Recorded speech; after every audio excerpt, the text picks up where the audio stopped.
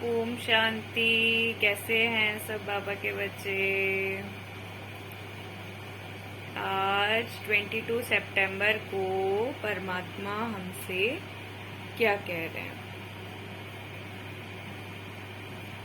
मीठे बच्चे, जितना समय मिले सच्ची कमाई करो।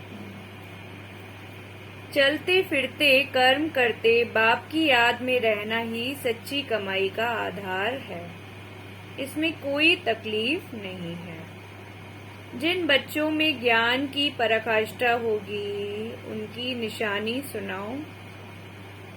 जिनमें ज्ञान की पराकाष्ठा होगी उनकी सब कर्मेंद्रियां शीतल हो जाएंगी, चंचलता समाप्त हो जाएगी, अवस्था एक रस हो जाएगी, मैनर्स सुधरते जाएंगे।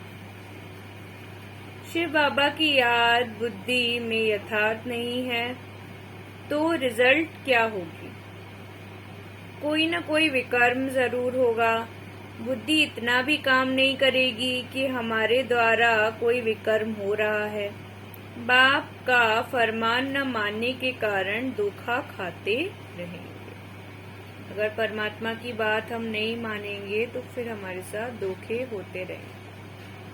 और अगर बस बाबा की याद में रहेंगे तो हमारे साथ सब कुछ पॉजिटिव होगा, सब कुछ अच्छा होगा और कोई धोखाधड़ी कुछ हमारे साथ नहीं होगा। बच्चों को खातिरी हो गई है कि बेहद का बाप आया हुआ है। श्री कृष्ण को बेहद का बाप नहीं कहेंगे। यह गीत तो यहाँ के नाटक वालों ने बनाए हुए हैं। महाराज धीराज श्री कृष्ण के लिए कहते हैं, बाप कहते हैं मैं तो नहीं बनता हूँ, तुम बच्चों को बनाता हूँ। तो इन गीतों में भी कुछ न कुछ अच्छा अर्थ निकलता है। बेहद का बाप गरीब निवाज जरूर है। जिस भारत को साहूकार बनाते हैं वह भारत अब गरीब बन गया है। भारत में ही उनका जन्म होता है। बाबा कह रहे हैं कि हम जो है विकारों के कारण ही गरीब बने हैं। जैसे हमने विकारों को छोड़ दिया तो हम परमात्मा को प्राप्त कर लेंगे और हम सतयुग में जाने के लायक बन जाएंगे। भारत में उनका जन्म होता है और कहीं उनका जन्म गाया हुआ नहीं है। भले पूजा करते हैं कोई भी नेशन में यह चित्र है, परंतु जन्म तो यहाँ होता है ना। जैसे क्राइस्ट का जन्म और कोई जगह है परंतु चित्र तो यहाँ भी है ना। तो भारत को गॉड फादर का बर्थ प्लेस कहेंगे।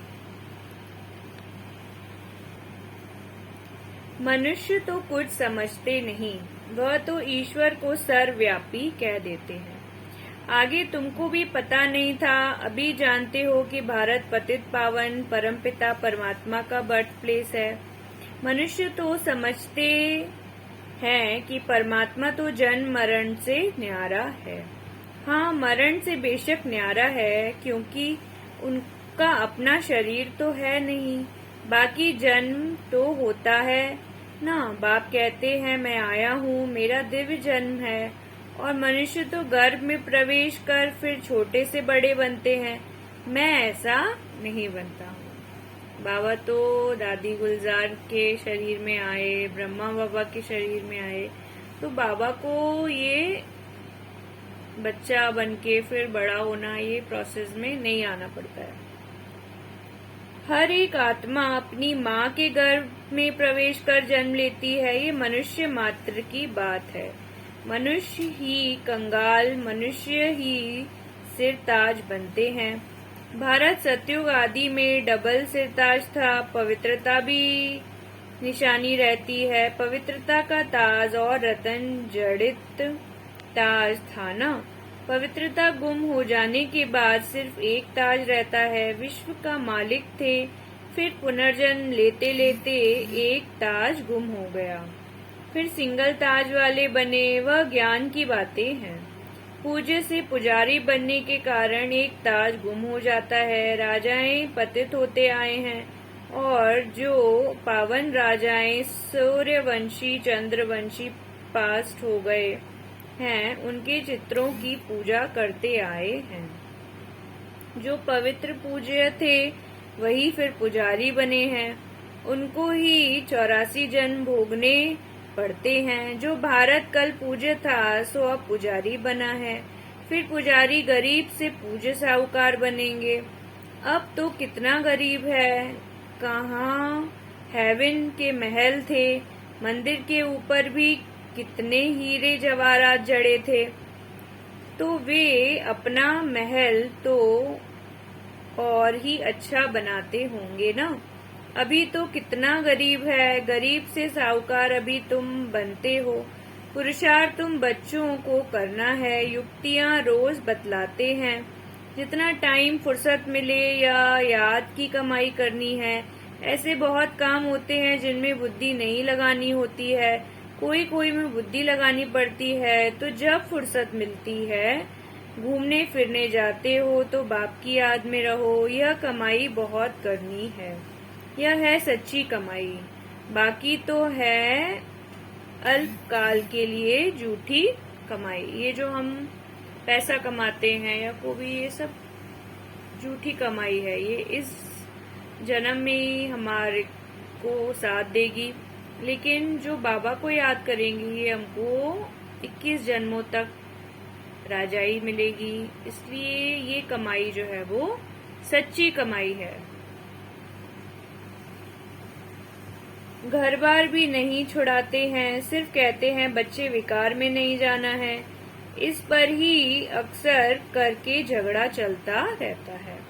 और सत्संगों में ऐसे झगड़े थोड़ी होते हैं, वहाँ तो जो सुनाया वह सत सत कहकर चले जाते हैं। झगड़ा यहाँ होता है। इस रुद्र यज्ञ में असुरों को विघ्न जरूर पड़ेंगे।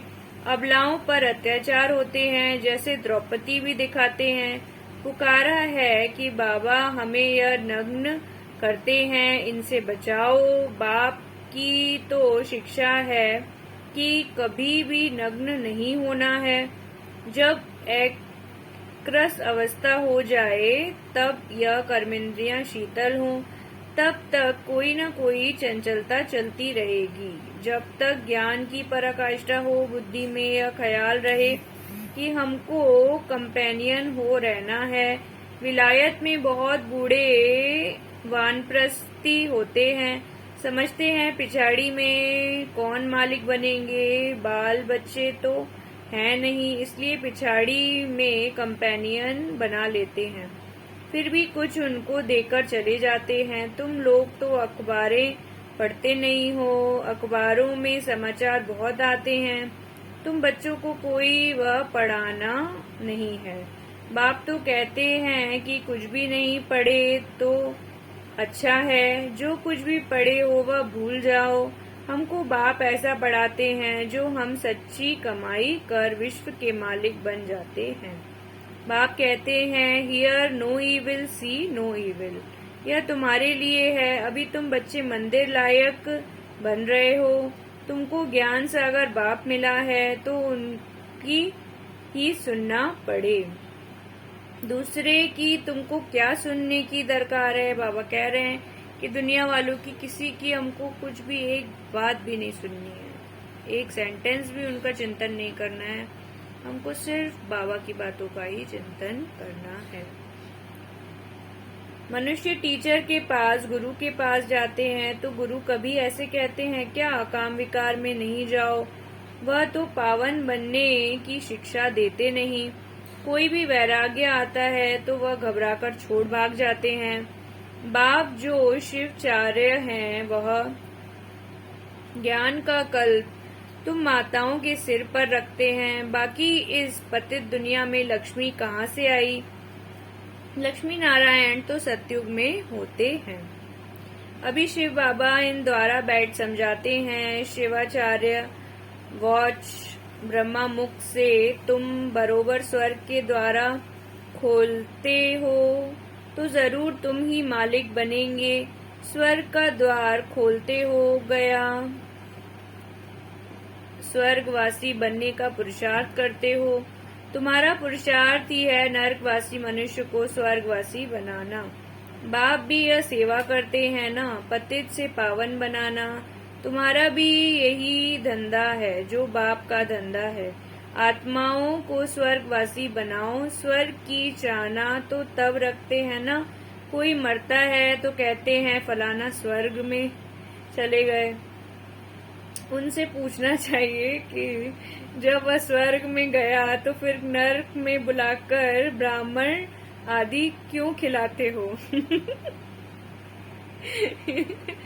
बाबा जो है बच्चों की बहुत मजाक उड़ाते हैं। फिर तो यह अज्ञान अंधियारे हुए ना। तुम यहाँ से सूक्ष्म वतन में ले जाकर खिलाते हो क्योंकि तुम जानते हो यह पवित्र भोजन है। वह जो मर जाते हैं उनको पवित्र भोजन थोड़ी मिलता होगा। लिखते हैं बाबा फलाने को भोग लगाओ तो उनको पवित्र भोजन मिले। गाया हुआ है देवताएं भी ब्रह्मा भोजन को पसंद करते हैं। बरोबर तुम्हारी महफिल सूक्ष्म वतन में लगती है।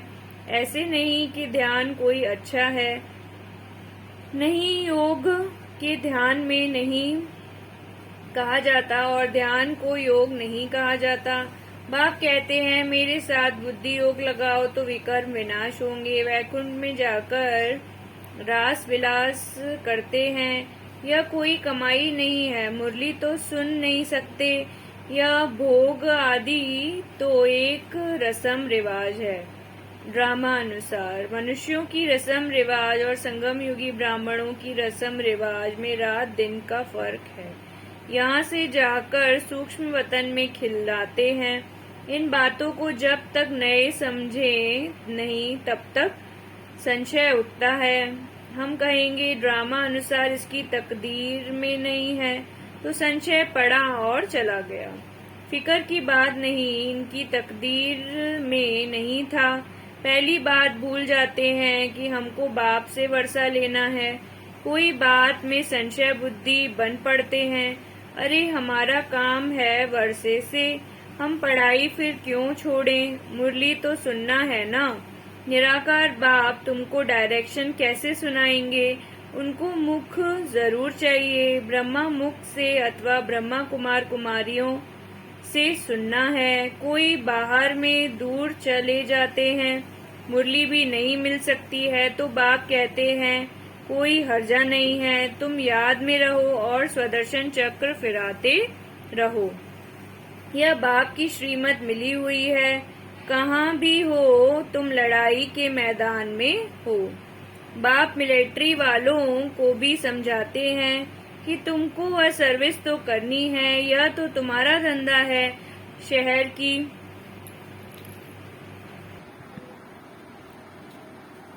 इन बातों को जब तक नहीं समझें तब तक संशय उठता है।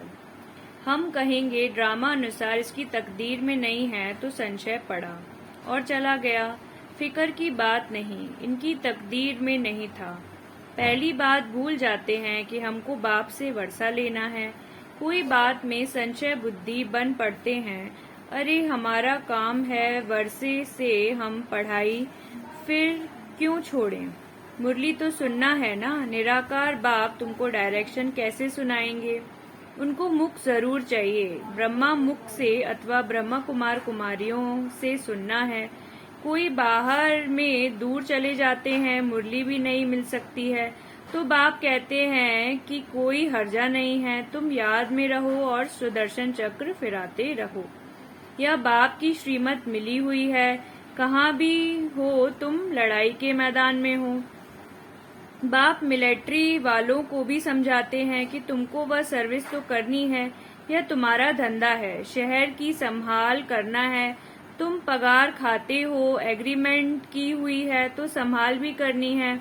बुद्धि में लक्ष्य तो बैठा हुआ है। बेहद का बाप स्वर्ग का रचयिता है। वह कहते हैं बच्चे तुम मेरी याद में रहो तो विकर्म विनाश होंगे। शिव बाबा की याद में रहकर खाओ तो कोई ऐसी चीज होगी वह पवित्र हो जाएगी। जितना हो सके परहेज भी रखना है। लाचारी हालत में बाबा को याद करके खाओ। इसमें ही मेहनत है। ज्ञान को युद्ध नहीं कहा जाता, याद में ही युद्ध होती है। याद से ही विकर्म विनाश होंगे, माया का थप्पड़ नहीं लगेगा, देह अभिमानी नहीं बनेंगे। तुम अपने को आत्मा समझो, तुम शरीर को याद करते रहते हो, आत्मा को भूल गए हो। इसलिए पूछा जाता है आत्मा का बाप कौन है। उनको जानते हो, उनका नाम रूप देश काल लिखो। उनमें भी वैरायटी लिखते हैं। कोई लिखते आत्मा का बाप हनुमान है, कोई क्या लिखते कितना अज्ञान है। तो फिर समझाया जाता है आत्मा तो है निराकार, तुम्हारा गुरु तो साकार है। निराकार का बाप साकार कैसे होगा, समझाने की प्रैक्टिस पर सारा मदार है। और साथ में मैनर्स भी अच्छे चाहिए। बहुत अच्छे बोलने वाले हैं, दूसरे को तीर अच्छा लग जाता है। खुद में मैनर्स न होने कारण उन्नति होती नहीं। याद बहुत अच्छी चाहिए। कोई तो ज्ञान बहुत अच्छा सुनाते हैं, योग कुछ भी नहीं। ऐसे नहीं कि योग बिगर ज्ञान की धारणा नहीं हो सकती है। धारणा तो हो जाती है। समझो किसको हिस्ट्री ज्योग्राफी सुनाते हैं, वह तो झट बुद्धि में बैठ जाएगा। बाबा की याद का कुछ भी बुद्धि में नहीं होगा। मांस मदिरा भी खाते होंगे, यह तो एक कहानी है। वह याद पढ़ना तो सहज है, हिस्ट्री ज्योग्राफी बुद्धि में आ जाती है। याद की बात ही नहीं, पवित्रता की बात नहीं। ऐसे भी बहुत हैं शिव बाबा को याद नहीं करते तो विकर्म विनाश होते नहीं, और ही जास्ती विकर्म करते रहते हैं। इतना भी बुद्धि काम नहीं करती कि यह विकर्म है। फरमान न मानना यह तो बड़ा पाप है। शिव बाबा का फरमान है ना, यह करो। उनका फरमान नहीं मानेंगे तो बड़ा धोखा खाएंगे। बाकी हिस्ट्री ज्योग्राफी सुनना तो बड़ा सहज है। बाबा ने समझाया है, तुम स्कूलों में भी जाकर समझ सकते हो। या तुम हद की हिस्ट्री ज्योग्राफी पढ़ते हो, बेहद की तो तुम पढ़ते नहीं हो। लक्ष्मी नारायण का राज्य बताओ कहाँ गया। सूर्यवंशी चंद्रवंशी डायनेस्टी जो चले, फिर वह कहाँ गई। उन्हों को राज्य किसने छीना, किसने चढ़ाई की। तुम बच्चे ही जानते हो कि यह चक्र कैसे फिरता है। यह किसकी बुद्धि में समझाओ तो 7 रोज में बुद्धि में आ जाएगा, परंतु मैनर्स नहीं। ऐसे नहीं कि विकार में जाके हिस्ट्री ज्योग्राफी को भूल जाएंगे। सारी बातें योग की मुख्य हैं। योग में ही माया धोखा देती है। तुमको सर्वगुण संपन्न यही बनना है। कोई प्रतिज्ञा करके भी फिर ठहर नहीं सकते हैं। माया बड़ी प्रबल है ना। बाप को पूरा याद नहीं करते हैं तो विकर्म विनाश नहीं होते हैं, और ही डबल विकर्म करते रहते हैं। उनको पता भी नहीं पड़ता और कहने से भी समझ नहीं सकते। तुम बच्चे जानते हो कि बाप गरीब निवाज रहम दिल है। हम बच्चों को खास और सबको आम समझाते रहते हैं।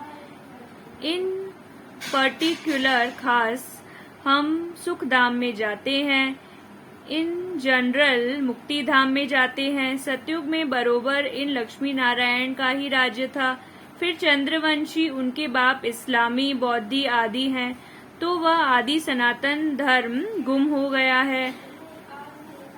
वर्ड का झाड़ कलकत्ते में जाकर देखो, फाउंडेशन है नहीं, सारा झाड़ खड़ा है।